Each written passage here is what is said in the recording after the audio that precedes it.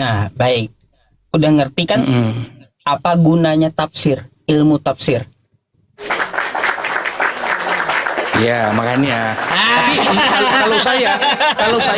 kalau saya gini Pak Ustaz. Enggak. Saya tidak. Enggak, Saya gini, tidak.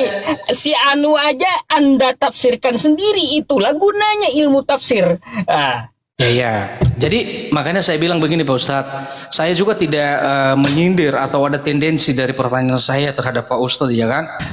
Oke, sebenarnya gini Pak Ustadz, udah lamanya saya minta naik, Pak Ustadz Anda perhatikan karena banyak yang naik.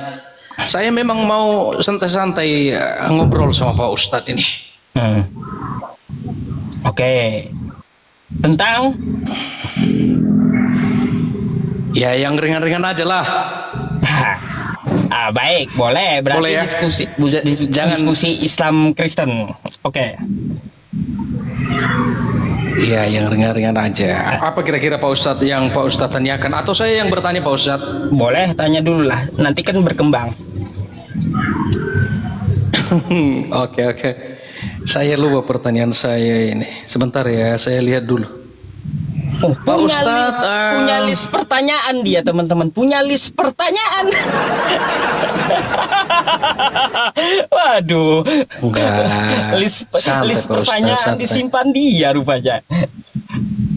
Enggak, saya lupa ini ayat Al-Qur'annya itu loh. Muhammad. Ayat apa emang? Tentang Nabi Muhammad.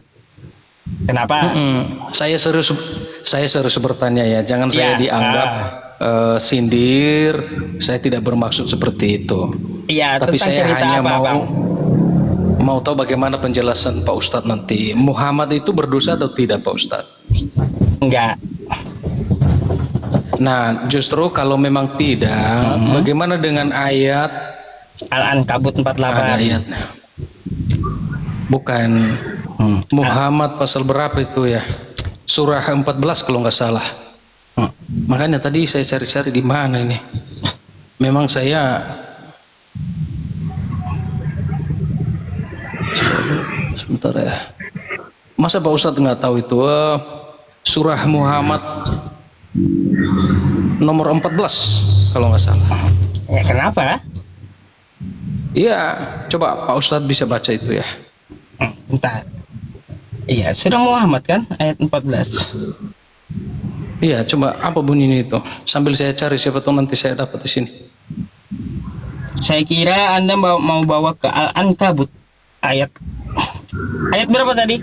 14. Apa man kana ala bayyinatin min rabbih kaman zuyyina lahu su'u amalihi wattaba'u ahwa'ahum.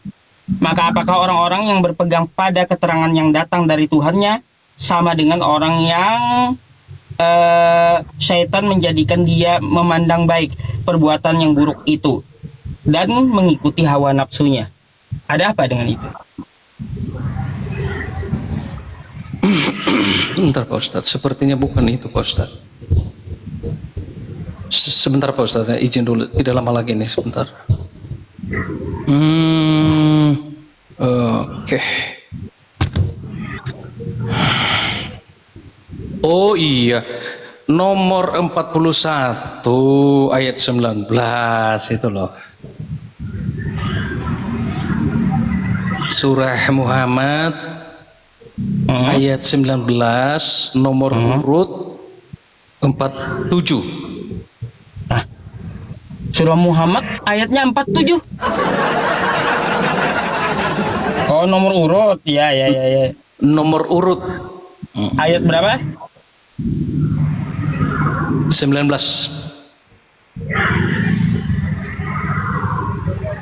Fa'lam annahu la ilaha illallah wastaghfir li dzambika walil mu'minina wal mu'minat wallahu ya'lamu taqallabakum wa maswaakum. Kenapa? Maka ketahuilah bahwa sesungguhnya tidak ada Tuhan yang hak disembah selain Allah, dan mohon ampun bagi dosamu dan bagi dosa orang-orang mukmin, laki-laki dan perempuan, dan Allah mengetahui tempat kamu berusaha dan tempat tinggalmu. Terus? Iya, tadi kan Pak Ustadz bilang bahwa Muhammad itu tidak berdosa. Kalau memang Muhammad itu tidak berdosa, Kenapa di ayat itu jelas-jelas Nabi Muhammad disuruh mohon ampun atas dosanya. Jadi makanya tadi saya klaim bahwa berarti Muhammad ini orang berdosa, karena kalau tidak mungkin dia disuruh mohon ampun atas dosanya. Jadi saya tidak bersalah bertanya begitu Pak Ustadz ya. Oke, baik. Ya silakan Nih, Pak Ustadz. Saya bukakan ya sama Anda. Mari. Ini surah Muhammad ayat 19. Fa'lam annahu la ilaha illallah wastaghfir li dzambika walil mu'minina wal mu'minat wallahu ya'lamu mutaqallabakum wa maswaakum. Tuh. Coba lihat keterangannya di bawah. Kita punya keterangannya, setiap ayat Al-Qur'an itu ada asbabun nuzulnya namanya, Bang. Dalamnya, nah ini penjelasannya. Imam Ahmad mengatakan telah menceritakan kepada kami Muhammad ibnu Ja'far, telah menceritakan kepada kami Syu'bah bin Asim Al-Ahwal yang mengatakan bahwa ia pernah mendengar Rasulullah, pernah mendengar Abdullah Ibnu Sarqis menceritakan hadis berikut, bahwa aku datang kepada Rasulullah Shallallahu Alaihi Wasallam lalu makan bersamanya dari makanannya, dan aku berkata, semoga Allah memberikan ampunan kepada engkau ya Rasulullah. Beliau menjawab, juga bagimu. Maka aku berkata, aku memohon ampun buat engkau. Beliau menjawab, ya aku juga memohon ampun bagimu. Itu, Bang, adalah ayat sesama muslim saling mendoakan meminta ampunan kepada Allah. Maksudnya itu bukan Nabi Muhammad berdosa di situ.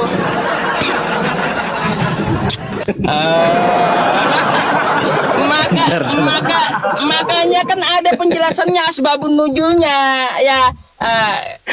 Bukan berarti Nabi Muhammad itu ada dosa lalu sahabatnya berucap ya Allah ampuni Rasulullah ya. Enggak kayak gitu ya. Enggak ada hubungannya dengan Nabi Muhammad berdosa. Enggak, saya tanya, kenapa saya bertanya? Kalau kita analisa, kita pakai akal yang sehat, udah jelas-jelas kok ayat itu maknanya terarah bahwa bahwa Muhammad sudah diklaim sebagai orang yang berbuat dosa atau orang yang berdosa, ya orang berdosa. Bang, kenapa? Sebentar dulu Pak Jus. Sebentar dulu Bang Jus. Oke. Jadi kalau penjelasannya seperti itu, berarti harus diubah surah itu, ayat itu, naskah itu. Kenapa saya mengatakan bahwa memang makna yang sebenarnya, yang sesuai dengan pengertian yang sebenarnya, memang jelas-jelas di situ Muhammad itu berdosa. Kenapa? Karena jelas di situ kan Muhammad disuruh memohon ampun atas dosanya. Kan perlu digarisbawahi itu. Jadi Muhammad disuruh supaya Nabi Muhammad memohon ampun atas dosa-dosanya. Ya udah, begitu. Itu maumu. Ayat itu ini bukan mau saya. Ayat itu ngomong begitu. Al-Qur'an itu ada penjelasannya, sebab turunnya ayat namanya asbabun nuzul. Sebab turun ayat menceritakan, bentar Pak Robin ya. Menceritakan tentang apa gitu. Tolong dulu Pak Ustaz, tolong dulu dibaca sekali lagi terjemahannya. Bentar bang. Pak Robin ini saya tunggu dulu, berisik banget gitu. Iya. Jadi kalau berkenan ini Pak Ustadz, tolong dibaca sekali lagi terjemahannya Pak Ustadz, supaya kita bisa mencerna dengan baik. Karena pasti banyak penonton nanti jangan saya dianggap berasumsi menuduhkan hal-hal yang tidak semestinya gitu loh Pak. Kayak teman-teman. Nih saya bentar. Nah. Santai Pak Ustadz, santai, kita santai. Saya ini orangnya santai Pak Ustadz. Bisa digedein gak ya? Digedein.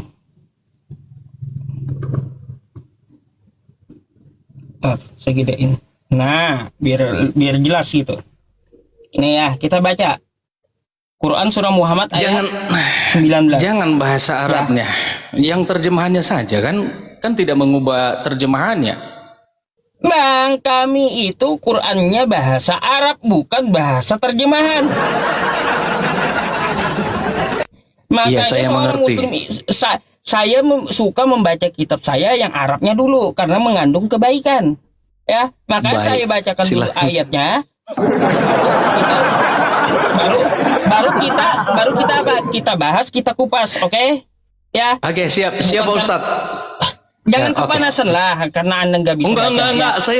Saya santai Pak Ustadz. A'udzubillahi minasyaitonirrajim. Fa'lam annahu la ilaha illallah wastaghfir li dzambika walil mu'minina wal mu'minat wallahu ya'lamu mutaqallabakum wa mathwaakum. Oke? Maka ketahuilah bahwa sesungguhnya tidak ada Tuhan yang Pelan-pelan Pak Ustadz, pelan-pelan. yang hak Ya. selain Allah, dan mohonlah ampunan bagi dosamu dan bagi Mohon dosa. ampunlah bagi dosamu, betul kan? Iya, Mohon kita- ampunlah bagi dosamu. Jangan Itu di di situ ini dulu. tertuju sama siapa, Kita Pak Ustadz? ini dulu, bentar dulu. Ya. Mohon Oke. ampun bagi dosamu dan bagi dosa orang-orang mukmin, laki-laki dan perempuan, dan Allah mengetahui tempat kamu berusaha dan tempat tinggalmu. Nah, di sini ada penjelasannya, Bapak, ya. Nih, tentang masalah ayat ini ada asbabnya, ya. Kenapa ayat itu diturunkan, ya? Di dalam hadis sahih disebutkan pula bahwa Rasulullah acap kali sesudah salatnya mengucapkan doa berikut. Allahumma ghfirli ma qaddamtu wa ma akhartu wa ma asrartu. Ya, nah terus nih. Bentar. Saya langsung ke intinya aja, ya. Iya, Nih. inti langsung Pak Ustadz, Nih. nggak apa-apa. Nah, jadi siapa yang dimaksud yang berdosa tadi? Hai manusia maksudnya, ya. Muhammad kan Bertobatlah manusia. Hai manusia, bertobatlah kamu kepada Tuhanmu, karena sesungguhnya aku pun memohon ampun kepada Allah dan bertobat kepadanya dalam satu hari lebih dari 70 kali. Di sini ada sebuah cerita, ya, dari hadis Imam Ahmad mengatakan, telah menceritakan kepada kami Muhammad ibnu Ja'far, menceritakan kepada kami Syu'bah bin Asim al-Ahwal, yang mengatakan bahwa ia pernah mendengar Abdullah ibnu Sarkis menceritakan hadis berikut, bahwa aku datang kepada Rasulullah Shallallahu Alaihi Wasallam makan bersamanya dan dari makanannya, dan aku berkata, semoga Allah memberikan ampunan kepada engkau ya Rasulullah. Beliau menjawab, ya, juga bagimu. Maka aku berkata, aku memohon ampun buat engkau. Gak ada urusannya dengan Nabi Muhammad berdosa. Nggak nyambung kau bawa ayat, Bang. Gimana sih? Nggak nyambung. Saya pikir Makanya apa saya- tadi. Iya, di mana dosa Nabi Muhammad di situ ada? Oke, udah Pak Ustadz. Santai dulu Pak Ustadz. Jangan terlalu serius, santai. Santai kita Pak Ustadz. Saya kan menghormati Pak Bang Ustadz. Iya, santai kita ya Pak Ustadz ya. Begini, Ah, jangan sekarang- marah-marah Pak Ustadz. Itu udah jawabannya. Saya mau tanya boleh? Saya mau tanya boleh? Sabar dulu. apa? Belum tuntas. Belum. Belum. Tapi Oke, gini loh, Pak. sebentar dulu, Pak Ustadz. Kalau ada air minum di situ, minum dulu Pak Ustadz yang terhormat. Minum Udah dulu. ada. Sepertinya Ada. udah ya, aman ya Pak Ustadz. Ya? Oke, saya Aman. lanjut. Tidak apa-apa Pak Ustadz. Penjelasannya Pak Ustadz berdasarkan penjelasan dari ayat yang kita baca tadi. Oke, enggak apa-apa. Kita terima penjelasan itu. Cuma pertanyaannya begini. Kalau ayat Al-Quran yang Pak Ustadz baca tadi, tentu saja kan itu dari Allah, iya toh? Ya, iya. Betul? Penjelasan itu dari mana? Penjelasan dari ayat itu tadi dari mana? Dari manusia atau dari Allah? Dari firman Allah, dari nabinya. Dari manusia apa dari Allah Pak Ustaz? Dari Nabi Muhammadnya. Ya iya dari manusia atau Allah menurunkan wahyu. Lalu yang mengajarkan wahyu itu adalah Nabi Muhammad. mempraktekannya. Ya iya, penjelasannya dari manusia toh, berdasarkan pimpinan Allah, betul? Lah, firman Allah udah, yang prakteknya manusia. Mana Ayo. yang lebih tinggi? Mana yang lebih tinggi? Nah, Mana yang lebih tinggi ayat Al-Quran itu tadi dengan penjelasan? Mana yang lebih tinggi apanya itu? Keotentikannya atau apa namanya itu harganya itu loh, kualitasnya mana yang lebih tinggi? Apakah mana yang lebih berharga? Mana yang lebih benar gitu? Bang, saya mau tanya sedikit. Secara akal, bisakah pesawat terbang dengan sayap yang satu? Ya tidak bisa. Ya nggak bisa. Udah. Gitulah. Maksudnya Berarti apa? Maksudnya oke. Al-Quran ini lengkap dengan penjelasannya. Jadi Al-Quran Oke. itu lengkap semuanya. Bukan dipotong-potong kayak leher pesawat tadi. Bukan. Berarti ayat Al-Quran setara dengan penjelasan itu tadi, betul? Setara. Ayat Al-Quran atau isi Quran setara dengan penjelasannya atau tafsirannya, begitu? Di sini bukan masalah setara atau tidak. Memang itu penjelasannya. Memang itu asbabun nuzulnya. Gimana yo? Oke, kalau begitu kita harus memilah yang mana yang murni berasal daripada Allah tanpa campur pemikiran dari manusia, dan mana naskah yang itu adalah dari manusia yang merupakan dianggap itu inspirasi atau pekerjaan dari Allah. Dari kedua surat yang kita baca itu, surat Al-Quran dengan penjelasan. Ya silahkan dijawab. Pak Ustadz mengerti maksud saya atau tidak? Iya, jadi Al-Quran ini adalah firman Allah. Kita sudah baca. Terus asbabnya juga sudah kita baca. Tujuannya untuk apa? Sesama muslim untuk mendoakan sesama muslim agar Allah memberikan ampunan. Kayak gitu. Nggak ada hubungannya dengan Nabi Muhammad berdosa. Ngaco kamu. Sabar Pak Ustadz, sabar. Jadi nggak apa-apa begini. Yang penting kesimpulannya sekarang. Gini, kesimpulannya gini. Kau salah ayat masalahnya. Salah ayat. Yang nggak ada menceritakan tentang masalah dosa Nabi Muhammad. Salah ayat. Saya dianggap salah ayat, tapi ayatnya kan sudah kita baca tadi. Nah sekarang nggak apa-apa itu Pak Ustadz. Saya hargai penjelasannya. Jadi kesimpulannya sekarang Pak Ustadz, ya, Al-Quran sebagai firman Allah, apakah setara dengan tafsiran atau penjelasan dari ayat Al-Quran itu atau tidak? Mana yang lebih tinggi, mana yang lebih rendah? Kalau memang tidak setara atau kalau memang setara, oke, tidak ada yang lebih tinggi, tidak ada yang lebih rendah. Pak Ustadz di mana di sana pilihannya? Bang, tafsir itu bagian dari Al-Quran. Nggak bisa dipisah. Tafsir itu bagian dari Al-Quran. Bukan masalah mengukur lebih tinggi mana. Nggak ada diukur. Aneh. Nggak apa-apa. Nggak apa-apa.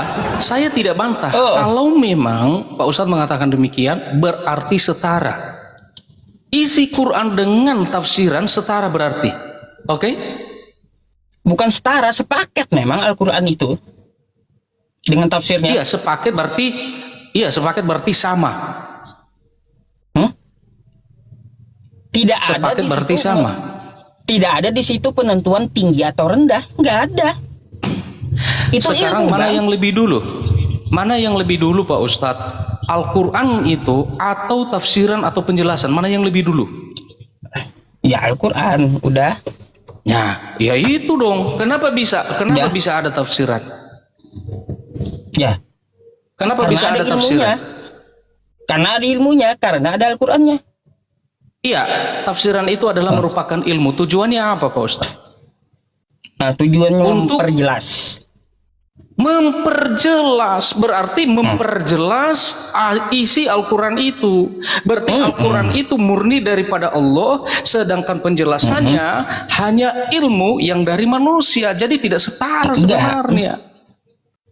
Jadi kemudian begini Pak Ustadz, kalau ayat Al-Quran itu sudah jelas tegas seperti itu, kalau kemudian ada penjelasan yang membengkokkan arti yang sudah jelas-jelas, apakah itu tafsiran yang benar atau tidak? Tafsir itu banyak, bukan cuma itu. Iya, saya mau tanya ini Pak Ustadz, kita santai Pak Ustadz. Kalau misalnya ada suatu penjelasan yang mengubah makna yang sudah jelas daripada original teksnya, apakah itu tafsiran yang benar atau tafsiran yang salah? Tafsiran benar, tafsiran salah. Tafsir itu banyak bang. Gimana sih? Pak Ustadz, Bang, kami juga punya buku-buku tafsiran Pak Ustadz. Tidak semua yang namanya buku tafsir itu karena udah namanya tafsir berarti itu sudah benar, kan enggak. Ada tafsiran yang salah dan yang tidak. Bang, itulah ya gunanya kenapa Nabi Muhammad itu diutus. Dia langsung mempraktekkan apa yang disampaikan kepada dia, apa yang disampaikan kepada Nabi Muhammad dari Tuhannya.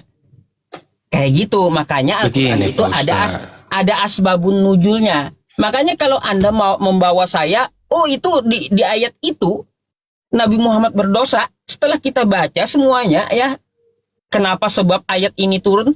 Bukan seperti yang kau tuduhkan. Udah close itu, tertolak udah gitu. Oke, sebentar dulu Pak Ustadz, sebentar lagi Pak Ustadz. Saya hanya mau kejujuran kita dalam berdialog begini Pak Ustadz. Kenapa Pak Ustadz tidak memberikan penegasan dalam setiap penjelasan itu? Saya mau tanya sama Pak Ustadz, apakah yang namanya buku tafsir itu sudah benar, sudah jelas benar? Kalau yang namanya buku tafsir berarti sudah jelas benar itu. Apa begitu? Atau ada tafsiran yang bisa salah? Anda nggak ngerti kah? Tafsir itu bagian dari Al-Quran, bukan tafsir itu sebagai pembanding Al-Quran. Gimana sih? Salah pertanyaannya Anda. Tafsiran nih Pak ya, dengarkan. Ya. Tafsir itu adalah bagian dari Al-Quran. Tafsir itu bukanlah sebuah buku yang jadi alat membandingkan dengan Al-Quran. Bukan. Salah Anda pertanyaannya. Baik. Oke, enggak apa-apa.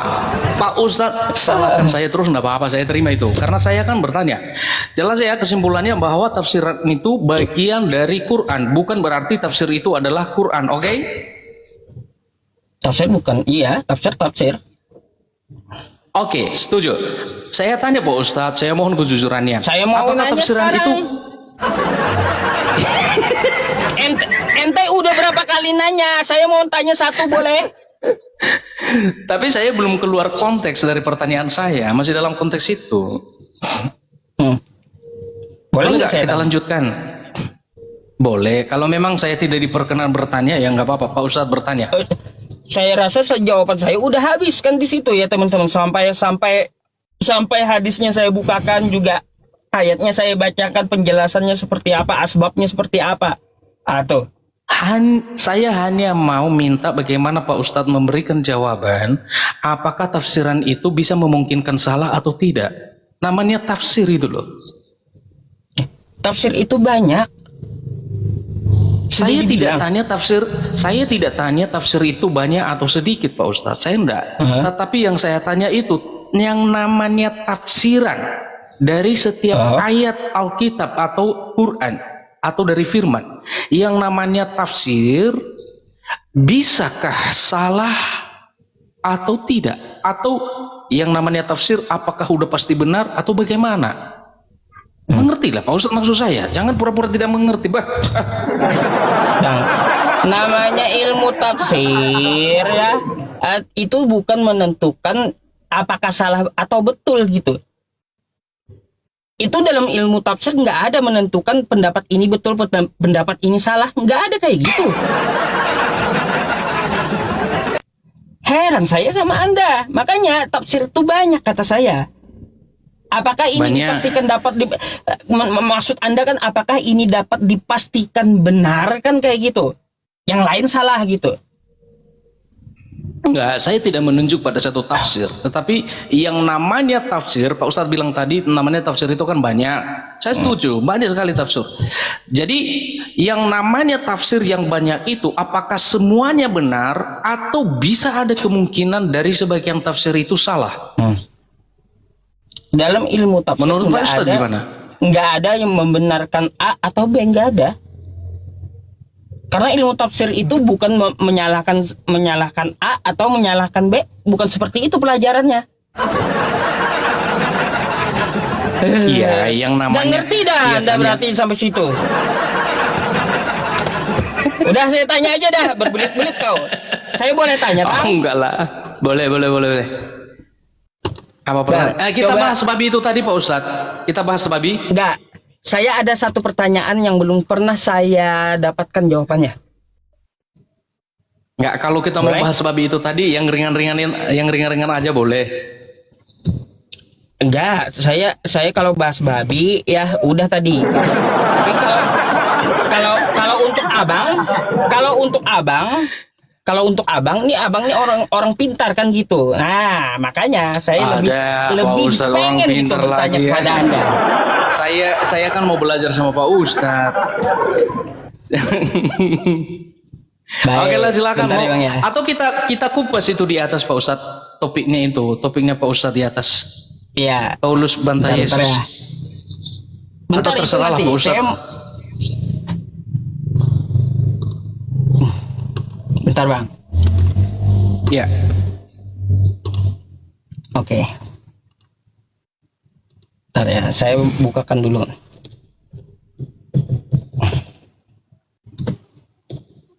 Kalau saya bisa jawab, saya jawab Pak Ustadz ya. Kalau tidak, saya mohon maaf. Jangan Pak Ustadz nanti kesal sama saya. Gak apa-apa. Baik Bang, perhatikan dulu di sini Bang. Saya buka ini ya. Yang mana yang diperhatikan? Yohanes Yohanes 8. pasal 8. Saya ikuti dari sini sebentar. Ya, oke, lanjut. Nah, Yohanes 8 satu perikop ya. Ini dimulai dari ayat pertama ya Bang ya. Yohanes pasal 8 ya.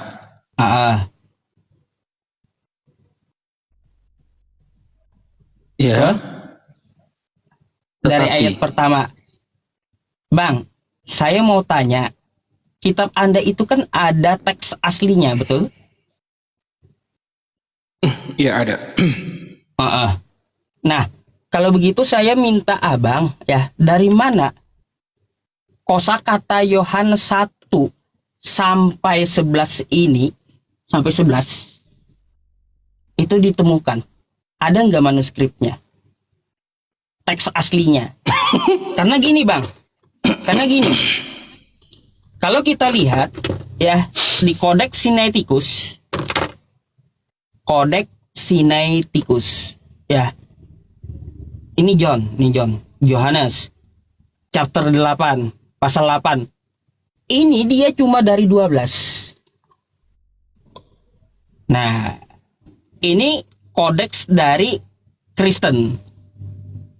Jadi Yohanes 8 tekstual yang ada itu adalah dari ayat 12. Yohanes 8 nomor 12.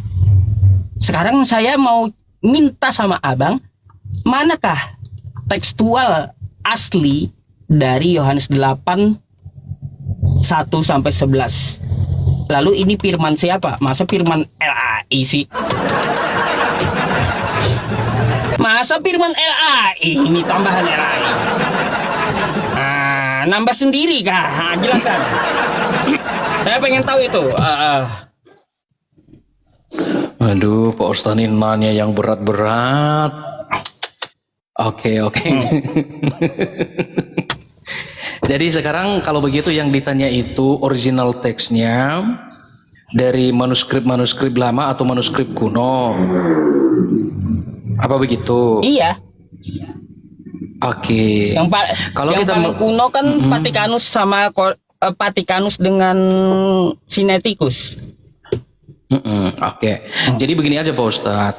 saya mempunyai ilmu sangat sangat tidak begitu dalam tentang penggalian atau pendalaman tentang original teks Alkitab, tetapi yang jelasnya bahwa apa yang sudah tertulis di dalam Alkitab itu merupakan firman Allah, namun ada bagian-bagian yang ditandai di dalam Alkitab, contohnya ya Pak Ustadz ya, dalam tanda kurung tegak, kalau kita menemukan itu berarti keasliannya itu masih belum ditemukan original teksnya dari manuskrip kuno. Nah, memang itu sudah ditandai, bisa itu merupakan catatan. Nah, sekarang saya memperjelas sama Pak Ustadz bahwa yang menjadi acuan kita dalam memahami Alkitab ini memang bukan terjemahan, karena terjemahannya itu kan ada dalam berbagai Alkitab ribuan bahasa. Tetapi ya tetap kita kembali pada original teksnya. Nah, original teksnya itu dari manuskrip kuno yang begitu banyak sekali. Makanya hal itu ketika Pak Ustadz tanya kepada saya rasa saya akui saya tidak cukup ilmu dalam penggalian seperti itu. Mungkin Pak Ustadz mendatangkan pendeta yang lain. Gitu. Saya mohon maaf Pak Ustadz, ya, saya tidak bisa memberikan jawab yang memadai di situ. Baik, ya nggak apa-apa. Berarti nggak cocok pertanyaannya ya. Baik, kalau gitu Bang saya tanya yang klasik aja dah ya. Coba. Ya, makanya tadi saya bilang yang ringan-ringan saja tadi saya bilang. Oke. Baik, kalau gitu saya mau tanya aja dah ya. Matius 26 nomor 18. Matius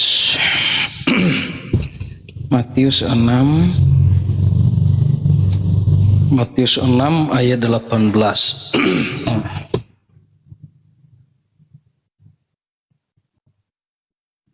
Supaya jangan dilihat oleh orang bahwa engkau sedang berpuasa. Matius 6 ayat 18 kan? Matius 26. 26. Oh, Matius 26. Oh. Bentar Pak Ustadz ya. Matius 26 ayat berapa Pak Ustadz? Nomor 19. 18 apa 19 Matius 26 ya. Oke, Matius 26 saya baca dari ayat dari ayat 17 lah saya baca supaya Pak Ustadz nanti tahu ya di mana yang ditanya. Ayat 17-nya, pada hari pertama hari raya roti tidak beragi, datanglah murid-murid kepada Yesus dan stop. Langsung poinnya aja, nomor 18. Oke, baik.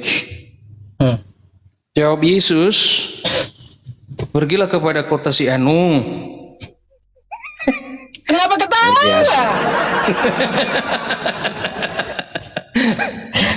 Udah, pertanyaannya apa di situ? Dia baca. Iya, pertanyaannya apa di situ? Enggak. Dia baca kitab Yesus di ketawa. Enggak. Saya enggak apa. Saya mau bertanya.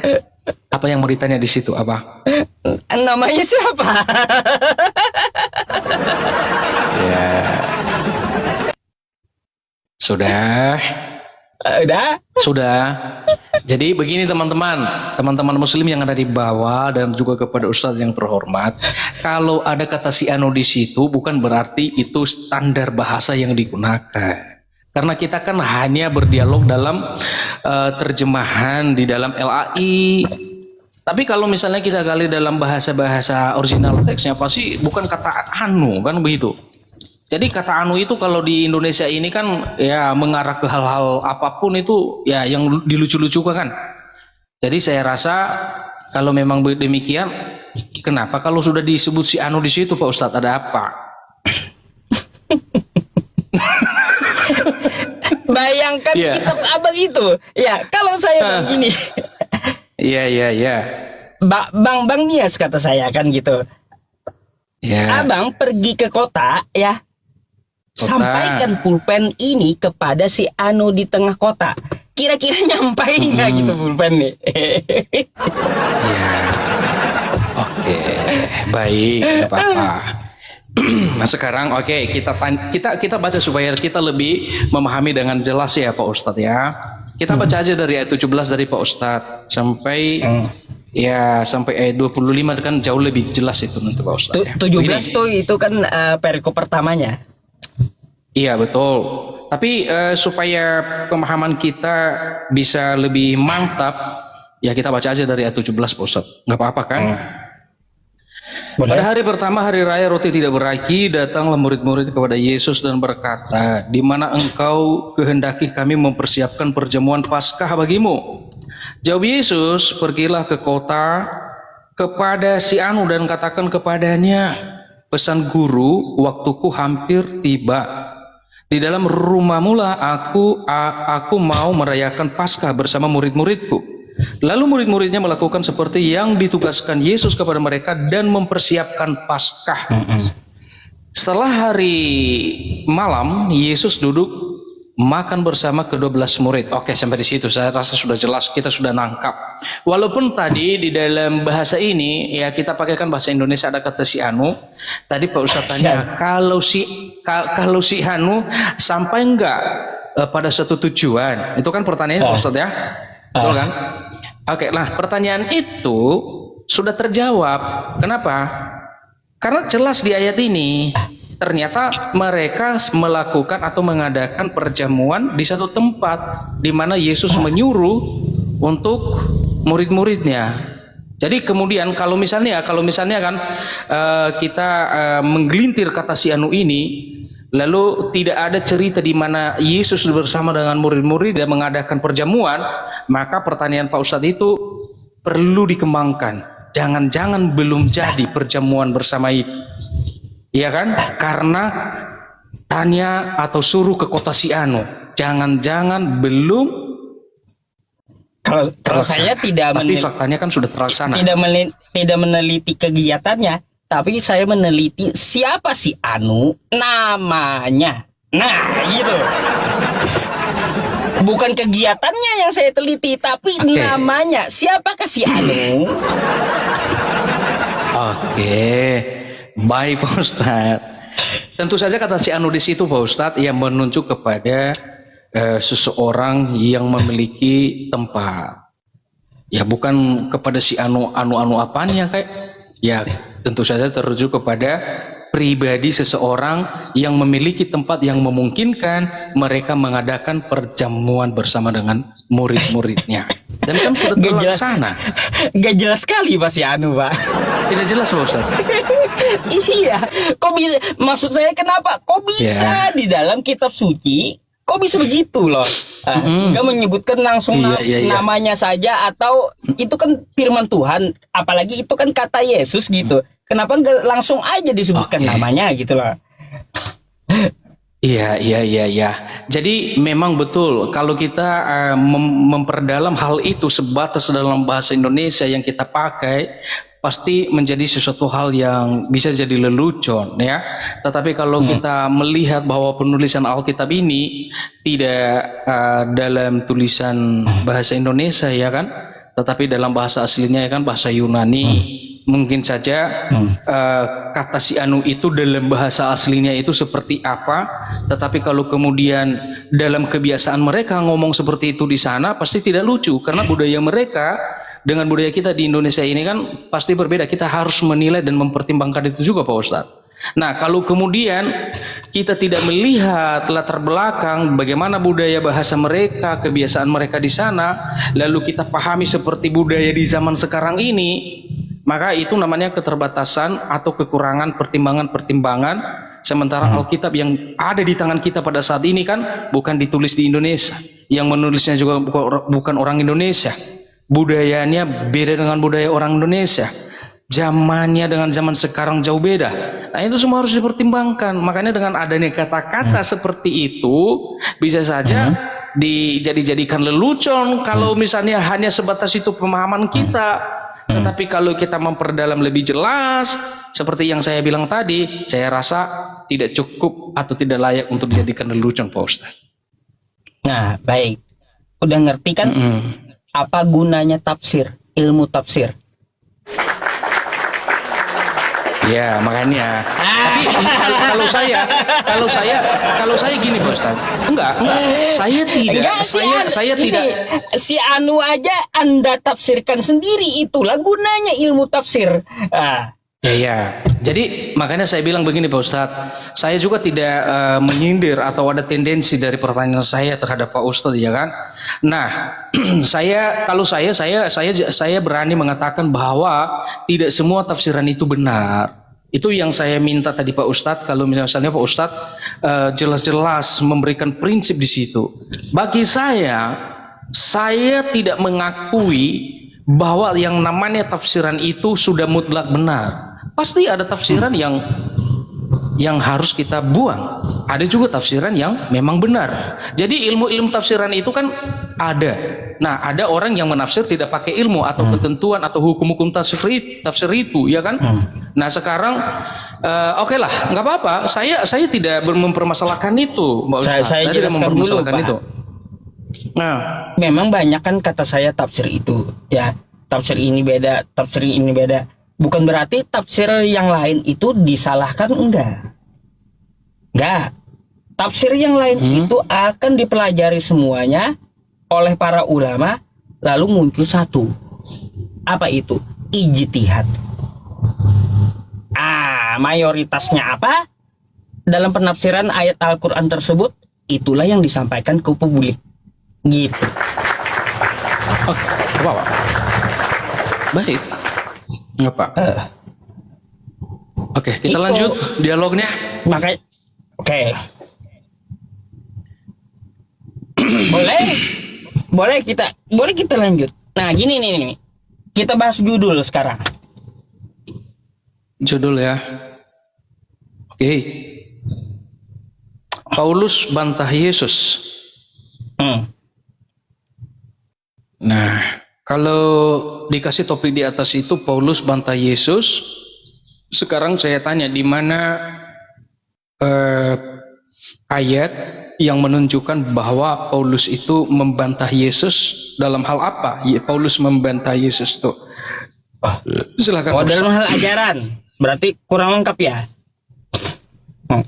Saya itu Paulus bantah Yesus. Paulus bantah ajaran Yesus. Kalau orang Kristen tidak seperti itu memahami apa yang diajarkan oleh Paulus. Apa yang diajarkan oleh Paulus tidak ada satu ayat pun yang bertentangan dengan yang diajarkan oleh Yesus. Tidak. Nah, makanya saya tanya, silakan ya, saya yakin tidak ada yang bertentangan. Baik, kalau gitu kita merujuk dulu Bang ke Matius 5 nomor 17 dan 18. Matius pasal 5.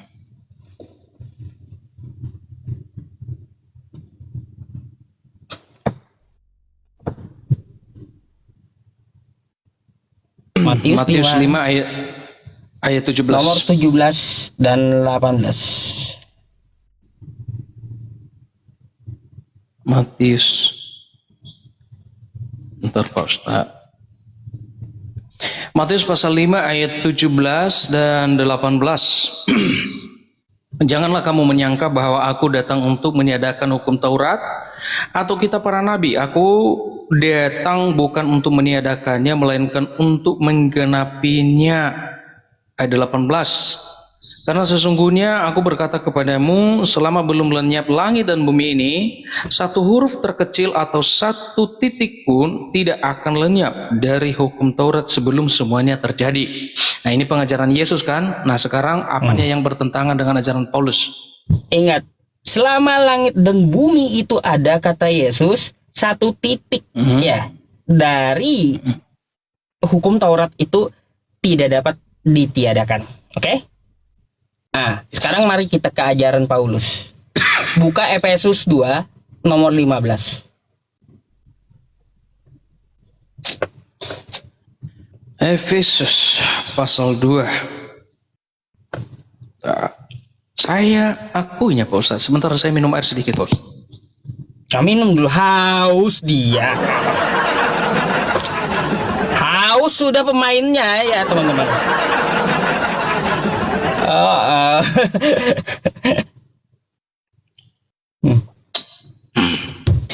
Saya perhatikan ini Pak Ustadz, kalau dialog sama saya serius, kalau sama yang lain tidak terlalu serius, ada sedikit ketawa-ketawanya. Kalau sama saya serius sekali.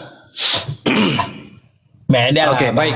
Kalau orangnya pakai data by data itu serius pasti. Efesus 2 nomor yang 15. penting kita santai. Efesus pasal 2 ayat 15 ya, yang dianggap oleh Pak Ustadz bertentangan dengan Matius tadi. Ayat 15 ya. Sebab dengan matinya sebagai manusia, ia telah membatalkan hukum Taurat dengan segala perintah dan ketentuannya untuk menciptakan keduanya menjadi satu manusia baru di dalam dirinya, dan dengan itu ia mengadakan damai sejahtera. Hanya itu Pak Ustadz? Hanya ayat itu? Oke. Sekarang bagian saya untuk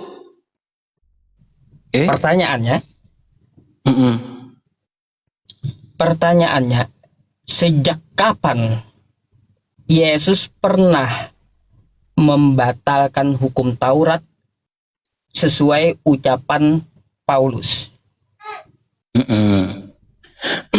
Baik, tidak ada itu Pak Ustadz, karena Yesus datang ke dunia ini bukan membatalkan hukum Taurat sesuai dengan ajaran Paulus. Itu yang pertama ya, karena Paulus lebih dulu memberikan pengajaran, baru kemudian Paulus meneruskan pengajaran itu.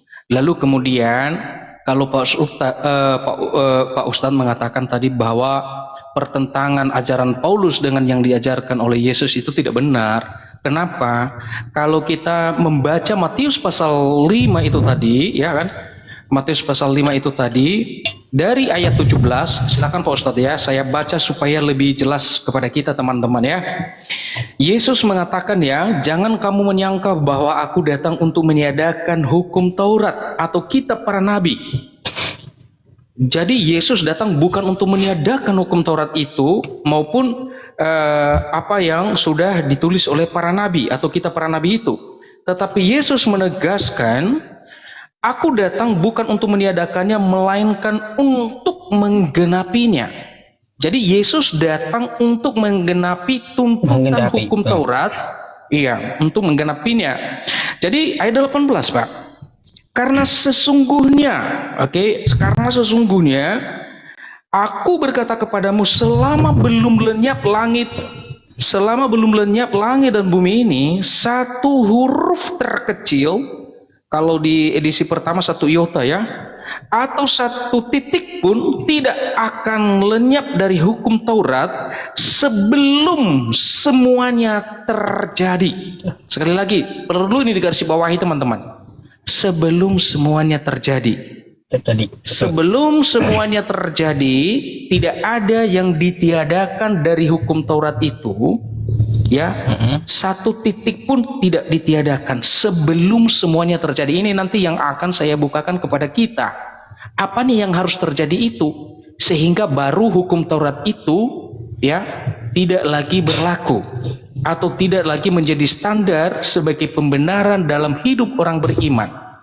Ada yang harus terjadi dulu. Jadi sebelum terjadi itu, biarpun langit dan bumi ini goncang, hancur dan lain sebagainya, 1 titik pun tidak akan ditiadakan kecuali kalau sudah terjadi hal tertentu, itu loh. Nah, apanya yang terjadi? Baru nanti hukum Taurat itu sudah tidak berlaku lagi. Yang terjadi itu penggenapan tentang Yesus Kristus, bahwa dia datang untuk menggenapi hukum Taurat. Itulah dia mati di atas kayu salib, memenuhi tuntutan hukum Taurat itu, saudaraku. Makanya Paulus menjelaskan di dalam Efesus itu, dengan matinya di atas kayu salib, maka hukum Taurat tidak berlaku. Hukum Taurat itu bukan lagi menjadi standar dalam hidup orang Kristen untuk diperkenan oleh Allah. Tetapi yang membuat kita diperkenan oleh Allah adalah iman kepada Yesus. Karena kita dibenarkan oleh iman, bukan karena hukum Taurat. Itu Pak Ustaz. Lah, kok tiba-tiba batal? Kenapa Pak? Padahal tadi kan sudah Yesus jelaskan tidak... Pak. Pak, padahal satu titik saja selama langit dan bumi ini ada, itu tidak dapat ditiadakan. Lalu kenapa Paulus ini menuduh Yesus? Menuduh Yesus, ia telah membatalkan hukum Taurat dengan matinya dia di kayu salib. Oke. Begini, saudaraku Yusuf, kita saudara sebagai sesama manusia ya, bukan saudara seiman. Saya tadi ada jangan diabaikan perkataan terakhir itu, dari kalimat terakhir itu dari ayat 18 itu. Di situ ada kuncinya. Di situ kita melihat. Karena sesungguhnya ayat 18 Pak Ustadz ya. Karena sesungguhnya aku berkata kepadamu, selama belum lenyap langit dan bumi ini, satu huruf terkecil atau satu titik pun tidak akan lenyap dari hukum Taurat. Perhatikan itu Pak Ustadz. Sebelum semuanya terjadi. Nah, apa yang harus terjadi itu Pak Ustadz? Mengenai nubuatan tentang penyaliban Yesus. Di mana? Nah, itu nanti saya bisa buka datanya kemana tapi itu? Pak Ustadz harus siap mendengarkan saya. Ya begini ya. Coba. Bahwa datanya mana? Bahwa yang dimaksud itu adalah mengenai penyaliban Yesus ya. Ya, silakan. Oke, yang pertama kita buka di ayat di Efesus itu tadi. Efesus pasal 2 itu tadi. Efesus 2 nomor 15 ya. Ya. Ayat 15 itu jelas. Sebab dengan matinya. Nah, berarti sudah terjadi. Sudah terjadi penyaliban itu. Sebab dengan matinya sebagai manusia, itu kan menunjuk kepada Yesus. Makanya Yesus itu mati sebagai manusia, bukan sebagai Allah. Jadi kan karena dia manusia sepenuhnya, Allah sepenuhnya. Jadi ditekankan di sini, sebab dengan matinya sebagai manusia, ia telah membatalkan hukum Taurat dengan segala perintah dan ketentuannya. Itu saudaraku Ustadz. Jadi itu yang perlu digarisbawahi itu tadi, itu ya harus terjadi itu dulu. Jadi sebelum penyaliban Yesus, maka tidak boleh ditiadakan dari hukum Taurat. Hukum Taurat tetap harus ditegakkan untuk menjadi standar bagi seluruh umat manusia. Wah, salah konteks Anda Pak Pendeta. Coba baca ya. Nih. Kita baca ya. Saya yang baca sekarang. Silakan Pak Ustadz. Karena aku berkata kepadamu, sesungguhnya selama belum lenyap langit dan bumi ini, satu iota atau satu titik pun tidak akan ditiadakan, kan gitu. Betul. Oke, baik. Jadi kalau kita lihat yang ditiadakan itu apa hukumnya, betul? Pak Ustadz, tolong diteruskan bacanya Pak Ustadz, kalau boleh. Oh, belum. Ya, karena itu siapa yang meniadakan salah satu perintah hukum Taurat sekalipun yang paling kecil. Maaf Pak Ustadz. Enggak, masih di ayat atas itu tadi Pak Ustadz. Belum selesai dibaca terakhirnya Pak Ustadz. Nih, saya ulang. Aku berkata kepadamu, sesungguhnya selama belum lenyap langit dan bumi ini, satu iota atau satu titik pun tidak akan ditiadakan dari hukum Taurat sebelum semuanya terjadi. Terjadi apa? Lenyapnya langit nih. Mana sih Pak Ustadz? Sebelum semuanya, tunjukkan dulu itu Pak Ustadz. Sebelum semuanya terjadi. Coba ada tanda bintang, ada simbol bintang itu Pak Ustadz, diklik. Nah, apa itu di sana? Kita baca dulu itu Pak Ustadz. Lebih mudah langit dan bumi lenyap katanya daripada satu titik hukum Taurat batal. Coba ada titik bintang itu, bisa diklik lagi. Siapa tahu ada keterangan membantu di situ, hitam itu? Nggak ada lagi. Kembali dia. Oke, nggak apa-apa. Oke, pas itu. Oke, ya. Jadi sebelum minta tolong dulu. Sebelum semuanya terjadi. Lebih mudah lenyap daripada satu titik dari hukum Taurat batal. Ya. Sebelum semuanya terjadi, di mana itu tadi ayatnya itu? Sebelum semuanya terjadi. Kalau itu tadi yang tadi. Itulah. Matius tadi. Iya betul. Matius pasal 17 tadi ya, ayat 18. 18. Mm-mm. Nah, jadi apa yang terjadi? Terjadinya lenyap langit dan bumi ini. Bukan begitu. Itu Pak. Bukan lenyap, bukannya terjadinya penyalipan. Heran saya. Ini Pak Pendeta ya. Ini satu ayat loh. Masa Anda mau larikan ke sana kemari? Aku berkata kepadamu, sesungguhnya selama belum lenyap langit dan bumi ini ya, satu iota pun, satu titik pun tidak akan ditiadakan dari hukum Taurat sebelum semuanya terjadi. Apa yang terjadi? Lenyapnya langit dan bumi. Langit dan bumi masih ada. Nggak boleh Taurat itu dihapuskan gitu loh. Apa hubungannya dengan penyalipan? Pak Ustadz. Jadi begini, ya silakan dulu tunjukkan mukanya Pak Ustadz. Kita santai aja Pak Ustadz, nggak apa-apa ya. Saya rasa mana Pak Ustadz? Oke, begini aja Pak Ustadz. Kalau memang penjelasan saya tidak seperti yang Pak Ustadz harapkan, tidak apa-apa. Saya juga tidak bisa memaksakan harus Pak Ustadz menerima penjelasan saya.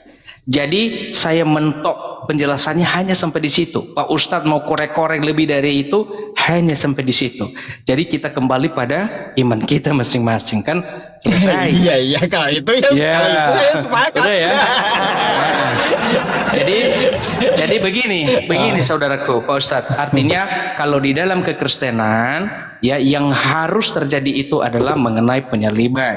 Jadi sebelum terjadi penyaliban, maka satu iota pun atau satu titik pun tidak ditiadakan dari hukum Taurat. Jadi setelah semuanya terjadi, yakni penyaliban Yesus, makanya Paulus mengatakan di dalam Efesus itu tadi Pak Ustadz, ya di dalam Efesus tadi yang kita baca, dengan matinya, itu kan berbicara tentang penyaliban. Sebab dengan matinya sebagai manusia, ia telah membatalkan hukum Taurat. Jadi itu paham kita atau paham kami dalam kekristenan. Jadi kalau teman-teman Muslim atau Pak Ustadz memahami harusnya begini loh, harusnya begitu, ya enggak apa-apa, monggo, itu loh. Setuju toh? Oke lah, tepuk tangan lah. Artinya kembali pada iman dan pemahaman kita masing-masing. Jangan kita permasalahkan iman dan perbedaan. Ya, tapi saya harus akui Anda jujur gitu. Jujur. Kalau yang nggak bisa dijawab, kalau belum dipelajari, itu nanti gitu akan dipelajari.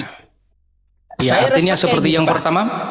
Iya, jadi seperti yang pertama tadi itu kan Pak Ustadz arahkan pembahasan tentang penggalian original teks. Jadi ilmu saya tidak memadai untuk menandingi di sana. Ya, Alkitab saya pun saya tidak hafal semua dalam terjemahan, apalagi dalam bahasa aslinya. Jadi saya lebih fokus memahami ya hal-hal yang perlu saya pahami dalam setiap Alkitab. Untuk menghafal itu tidak bagi saya. Jadi saya akui, jadi kalau ada teman-teman saya dari Muslim mengajak saya tentang original teks, bahasa sini harus begini begitu, saya akan tunda itu. Lebih baik ada ahlinya di situ, bukan tidak ada ahlinya, bukan tidak ada jawabannya, ada. Cuma kan tidak kita semua menguasai bidang ilmu itu. Tetapi dalam hal seperti ini saya berusaha menjawab. Lalu kemudian kalau jawaban saya tidak diterima, tidak sesuai dengan selera atau yang diharapkan teman-teman, oke, nggak apa-apa. Saya kembalikan kepada kita kembali pada iman kita masing-masing. Oke. Iya. Kita lanjut Pak Ustadz. Thank you ya Pak ya. Lanjut. Oke. Ada lagi bahas. Boleh. Kalau Pak Ustadz mau nanyakan apa lagi, boleh. Atau kalau saya mau bertanya, saya rasa saya tidak ada pertanyaan. Kalau Anda mau nanya silakan. Enggak, saya enggak, saya hanya tanya itu tadi Pak Ustadz. Karena gini, saya juga kan sering live nih. Jadi kadang-kadang teman-teman Muslim bilang, ayo berhadapan dengan Pak Jusfi. Saya bilang udah berkali-kali saya minta naik, baru hari ini dinaikin. Jadi artinya gini kan, berdialog itu menurut saya untuk setidaknya ketika kita saling memahami, oh perbedaan si Anu dengan saya, oh begitu. Udah, perbedaan itu jangan kita permasalahkan. Jadi saya banyak teman-teman muslim. Oke ya Pak Ustadz ya. Saya tidak ada pertanyaan. Tapi kalau Pak Ustadz mau bertanya tentang apa lagi tentang kitab suci sama saya boleh. Kalau tidak saya turun, boleh gantian sama yang lain. Baik, kalau gitu next time silahkan Pak. Oke? Oke ya, thank you ya. Next time. Tapi kapan-kapan kalau saya naik, dinaikkan aja Pak Ustadz. Kita dialog santai aja Pak Ustadz Oke, ya. saya follow dulu Thank ya, you. Pak ya. Sama-sama. Atas Oke, thank you. diskusinya. Thank you Pak Ustadz. Tuhan memberkati. Saya turun jadinya ya, saya turun.